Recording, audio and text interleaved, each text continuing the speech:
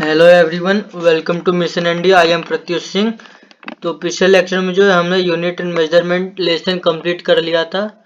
जैसा कि हमने बोला था कि इस बार जो नेक्स्ट लेक्चर होगा हमारा, उसमें हम कुछ पीवाईक्यू सॉल्व करेंगे जो कि एनडीए में आया गया है। ठीक है, तो इस लेक्चर में जो हम पीवाईक्यू सॉल्व करने वाले हैं यूनिट एंड मेजरमेंट के। ठीक है, तो इसमें जो है पहला पीवाईक्यू जो आ जाता है वो होता है, इसको अरेंज करना है हमें क्रोनोलॉजिकल ऑर्डर, करेक्ट ऑर्डर में। ठीक है, तो इसमें जो है कौन सा पहले आएगा ये हम देखेंगे। ये जो है हमने पहले भी कंप्लीट किया है, तो अगर आपने लेक्चर अच्छे से देखा होगा तो आपको पता होना चाहिए कि ये जो है करेक्ट आंसर आएगा। Parsec greater than light year greater than astronomical unit होता है कैसे। अब लाइट ईयर जो होता है, ठीक है ना, एक लाइट ईयर जो होता है वो जैसा कि पिछले लेक्चर में हमने देखा था 9.467 इंटू 10⁻15 मीटर आया था। ठीक है, एस्ट्रोनॉमिकल यूनिट जो था हमारा, ठीक है ना, एक एस्ट्रोनॉमिकल यूनिट जो था हमारा वो आया था 1.496 इंटू 10⁻11 मीटर। ठीक है, और जो हमारा पार्सेक आया था, एक पार्सेक जो आया था वो था 3.08 इंटू 10⁻16 मीटर। ठीक है, अब देखिए ये जो तीनों है इसके हेल्प से हमने पता कैसे चलता है। एक लाइट ईयर जो है, एक लाइट ईयर जो है और एक एस्ट्रोनॉमिकल यूनिट और एक पार्सेक, इसको जब हम कंपेयर करते हैं, ठीक है ना, जब हम कंपेयर करेंगे तो लाइट ईयर जो है वो 6.3 इंटू 10⁻4 आ जाएगा, है ना, और पार्सेक जो है 3.26 लाइट ईयर आ जाता है, 3.26 लाइट ईयर। इसलिए जो है पार्सेक जो है greater than light year greater than astronomical unit होता है। ठीक है, इसलिए जो है फर्स्ट आंसर जो है वो बिल्कुल सही है। अब देखिए ये क्या पूछा गया है। इसमें जो है हमें दिया गया है one dyne, unit of force, physical CGS system equal to क्या आएगा। तो ये जो है बहुत ही सिंपल है, सबको पता है। ये जो है 10⁻⁻5 आता है। अब देखिए कैसे आया है ये हम देख लेंगे बाय सॉल्विंग। हमें ये पता चल जाएगा कि ये कैसे आया है, एक डाइन जो है उस पर ये कैसे आया है। ठीक है ना, अब इसमें कंसेप्ट क्या आता है। इसमें जो है डाइन एंड न्यूटन दोनों का जो है ना, सीजीएस और एसआई सिस्टम जो है वो यूज किया गया है। ठीक है, न्यूटन और डाइन जो है उसको कैसे हम लिख सकते हैं, देखो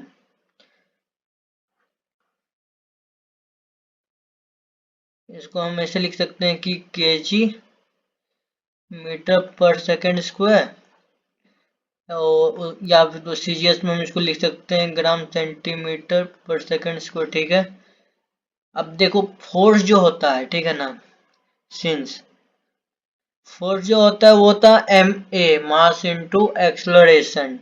तो एक डाइन वन डाइन में क्या आ जाएगा, 10⁻⁻5 न्यूटन। अब इसको कैलकुलेट भी हम कर सकते हैं। फोर्स तो पता ही है सबको कि फोर्स जो है वो पुश और पुल होता है। ठीक है, पुश और पुल होता है। और वन डाइन जो है वो 1 ग्राम सेंटीमीटर स्क्वायर और 1 न्यूटन 1 केजी मीटर पर सेकेंड स्क्वायर होता है। तो 1 केजी में जो है 1000 ग्राम होता है और 1 मीटर में 100 सेंटीमीटर। तो 1 न्यूटन का जो है यूज करके 1000 को 100 ग्राम से मल्टीप्लाई करके सेंटीमीटर पर सेकेंड स्क्वायर जो है 10�5 डाइन आ जाता है। ठीक है, और वन डाइन जो होता है, इस जैसे कि ऊपर हमने बात किया था, इसलिए वन डाइन जो है वो 10⁻⁻5 केजी मीटर पर सेकेंड स्क्वायर आ जाता है। ठीक है, इसलिए आंसर डी, जो ऑप्शन डी है हमारा, वो बिल्कुल ही करेक्ट है। अभी थर्ड क्वेश्चन देखते हैं क्या करता है। इसमें बोला है कि which of the following physical quantity has the same unit as that of pressure. इसका मतलब है कि ऐसा कौन सा फिजिकल क्वांटिटी है ये चार में से जो कि same unit as pressure answer आना चाहिए। ठीक है, इसमें देखो, इसका जो मतलब ऑप्शन से रिलेट करके जो है हम आंसर निकाल सकते हैं, ठीक है ना। अब ये तो पक्का है कि इसका आंसर तो स्ट्रेस आएगा, पर अब ये स्ट्रेस जो है कैसे आया आंसर, इसके बारे में थोड़ा हम देख लेते हैं ना। अब कंसेप्ट इसके पीछे का क्या है, देखो प्रेशर जो है वो क्या होता है, फोर्स अप्लाई होता है कोई भी सरफेस पे, फोर्स अप्लाइड होता है ना, force applied on a surface, force applied on a surface. अब प्रेशर का फॉर्मूला जब देखोगे ना, प्रेशर वो होता है फोर्स अपॉन एरिया, ठीक है। फोर्स अपॉन एरिया होता है, तो प्रेशर जो है ऑलवेज जो है ना वो नॉर्मल टू होता है सरफेस एरिया से। ऐसा यूनिट प्रेशर का जो है N M N M square या फिर पास्कल होता है, ठीक है, या फिर पास्कल होता है। अब इसका देखते हैं एक्सप्लेनेशन क्या होएगा, कैसे आएगा, ठीक है, मतलब कि स्ट्रेस ही क्यों आया आंसर। अब ये देखो, स्ट्रेस जो होता है उसका मतलब एक्सप्लेनेशन पहले देख लेते हैं कि क्या होता है। तो वो जो है इंटरनल स्टोरिंग फोर्स होता है जो हर एक यूनिट एरिया पे अप्लाइड होता है। स्ट्रेस का जो फॉर्मूला होता है, ठीक है ना, स्ट्रेस का जो फॉर्मूला होता है वो होता है force upon area, force upon area, ठीक है। अब इक्विलिब्रियम में जो है रिस्टोरिंग फोर्स जो है वो एक्सटर्नल फोर्स मैग्नीट्यूड के इक्वल होता है। तो इसका भी जो एसआई यूनिट होता है इसलिए एन एम स्क्वायर होता है, ठीक है ना। अब वर्क का जो है यूनिट वो जूल होता है। एंगुलर मोमेंटम का, चलिए यहाँ पे हम लिख देते हैं, वर्क का जो है वो जूल होता है, ठीक है, जूल मतलब कि एन एम। अब उसके बाद एंगुलर मोमेंटम जो है वो kg meter square, kg meter square per second होता है।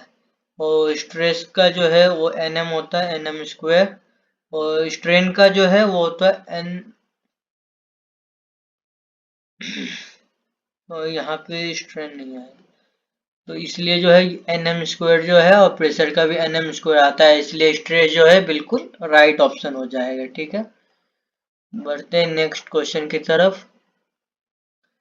अब देखिए इसमें पूछा गया how many cubic centimeters are in cubic meter cube, ठीक है। फिर इसके बारे में भी हम तो जान लेते हैं।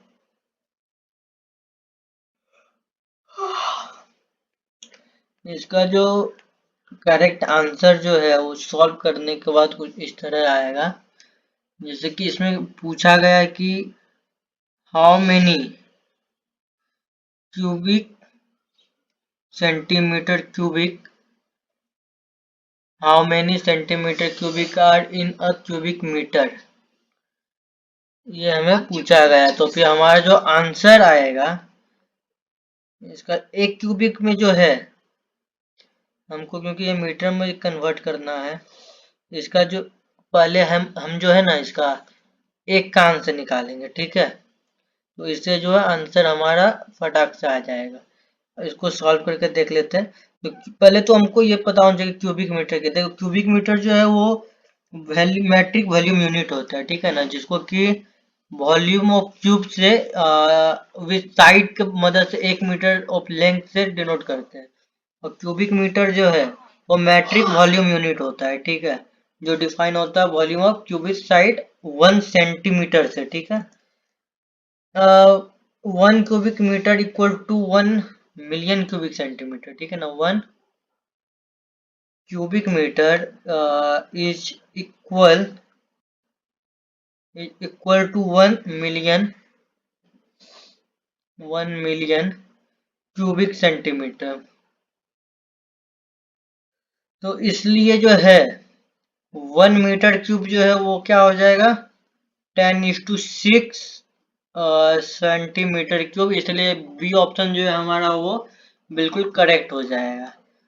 इसके बाद जो है हमें पूछा गया है कि SI unit of solid angle क्या आएगा। तो ये जो है हमने ये भी लेक्चर में पहले ही देख लिया था, इसका आंसर क्या आएगा। तो इसका जो करेक्ट आंसर है वो स्टेरेडियन है, क्योंकि ये देखिए ऐसा यूनिट पूछा है, ठीक है ना, ऐसा यूनिट ऑफ सॉलिड एंगल पूछा गया है, ठीक है। आंसर इसका स्टेरेडियन आ जाएगा। क्यों? तो एसआई यूनिट जो है सॉलिड एंगल का वो स्टेरेडियन और स्क्वायर रेडियन होता है, ठीक है ना। स्टेरेडियन या फिर स्क्वायर रेडियन। तो ये जो है 3 डायमेंशनल ज्योमेट्री में यूज होता है और इसलिए जो है हमारा राइट आंसर स्टेरेडियन है। आ जाते हैं नेक्स्ट, देखते हैं। नेक्स्ट जो है हमें वो मैच द कॉलम है। इसमें जो है फिजिकल क्वांटिटी फिजिकल क्वांटिटी जो है और उसके यूनिट्स जो है पूछे गए। यूनिट्स यूनिट्स पूछे गए हैं, ये देख लेते हैं। अब ये देखिए यहाँ पे डिस्टेंस दिया गया है, ठीक है। डिस्टेंस जो है वो यहाँ से देखिए लाइट ईयर जो है वो डिस्टेंस के काम आता है, डिस्टेंस नापने का। तो डिस्टेंस का तो सी आ जाएगा। कोड में देखते हैं सी ए का 3। अब ये तो पक्का है कि या तो ये आंसर आएगा या तो ये आंसर आएगा, ठीक है। अब यहाँ पे अमाउंट ऑफ सब्सटेंस दिया है। अमाउंट ऑफ सब्सटेंस जो है वो कॉलम होता है, ठीक है। अमाउंट ऑफ मटेरियल आएगा, मटेरियल या सब्सटेंस वो कॉलम होता है, ठीक है। इसका ये आ जाएगा B. Amount of electrical charge, amount of electrical charge जो है और बी का 1 आ जाएगा, ठीक है ना। अमाउंट ऑफ सब्सटेंस जो है वो ए आ जाएगा। अमाउंट ऑफ इलेक्ट्रिकल चार्ज जो है उसका कॉलम आ जाएगा, ठीक है। फिर बचा एनर्जी, डी का डी आ जाएगा वॉट आवर। इसका मतलब जो है हमारा जो आंसर है वो ऑप्शन ए होगा। Option A is the correct answer. आइए अब नेक्स्ट जो है हम देख लेते हैं नेक्स्ट क्या पूछा गया है। नेक्स्ट जो है वो बोला है कि in SI unit of force newton is given by where M is stand for meter and S is second, S stand for second. तो ये जो है हमें पूछा गया है। इसका जो राइट आंसर होगा वो हो जाएगा ऑप्शन नंबर बी। अब क्यों होगा कैसे होगा वो देख लेते हैं। इसका जो कंसेप्ट है पहले तो फोर्स के बारे में कि इंटरेक्शन जो होता है जब कोई भी ऑब्जेक्ट के ऊपर जब फोर्स अप्लाइड होता है तो उसका जो चेंज हो जाता है, ठीक है ना, पोजीशन चेंज होता है, उसको ऐप से डिनोट करते हैं फोर्स को, न्यूटन होता है। अब फोर्स जो होता है वो होता है मास इनटू एक्सेलरेशन, ठीक है। जैसे कि फोर्स जो है मास इनटू एक्सेलरेशन होता है, एसआई यूनिट ऑफ फोर्स जो है वो ये हो जाएगा। देखो SI unit of force multiply हो जाएगा SI unit of acceleration, SI unit of acceleration, ठीक है। तो ये आ जाएगा केजी इंटू मीटर पर सेकेंड स्क्वायर। तो ऐसा यूनिट ऑफ फोर्स जो है, एसआई यूनिट ऑफ फोर्स जो है वो हो जाएगा केजी मीटर पर सेकेंड स्क्वायर या फिर न्यूटन हो जाएगा, ठीक है। इसलिए जो है एक न्यूटन में जो है, इसलिए एक न्यूटन में 1 kg मीटर पर सेकेंड स्क्वायर होता है। आइए इसके बाद जो नेक्स्ट है इसके बारे में डिस्कस कर लेते हैं। इसमें दिया है कि the dimension of impulse is same as that of. तो इसका जो आंसर है वो तो लीनियर मोमेंटम हो जाएगा, ठीक है। इसका जो आंसर है लीनियर मोमेंटम हो जाएगा। अब ये क्यों होगा ये देखते हैं। अब जैसे जे होता है जो, ये होता है D F by D T, delta F by delta T. F जो है फोर्स है, टी टाइम है, तो इसलिए जो है डायमेंशन जो मोमेंटम का इम्पल्स का बिल्कुल सेम होता है। इसलिए यहाँ जो ऑप्शन नंबर डी है वो राइट आंसर आ जाएगा। तो आज के लिए जो है इतना ही। अगले लेक्चर में जो हम नेक्स्ट टॉपिक को कवर करेंगे, जो नेक्स्ट सब्जेक्ट होगा, शायद से वो मैथ हो सकता है या हिस्ट्री। तो आज के इतना ही है। सब्सक्राइब करना, लाइक करना ना भूलें।